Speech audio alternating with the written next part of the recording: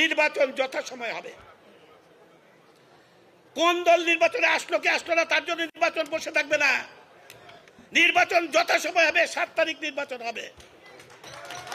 প্রধানমন্ত্রীর যে ঘোষণা, সেই ঘোষণা অনুযায়ী একটা ফ্রি ফেয়ার ইলেকশন হবে বাংলাদেশে।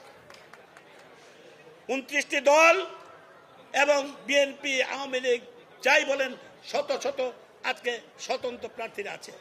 একটা উৎসব মুখর পরিবেশে নির্বাচন হবে। আমাদের করণীয় হচ্ছে, আমি পরিষ্কার আপনাদেরকে একটা কথা বলতে চাই, আমাদের করণীয় হচ্ছে নির্বাচন যাতে আমরা সবাই ভোট দিতে আসি। আমাদের সবাইকে ভোট দিতে যাইতে হবে ভাই। কমপক্ষে 50 ভাগ 60 ভাগ ভোটার যাতে ভোট কেন্দ্রে যায়। কোনো সিলমারা নির্বাচন করবো না ভাই, পরিষ্কার কথা। সিলমারা নির্বাচন, অনিয়ম বেঠিক নির্বাচন এবার হবে না।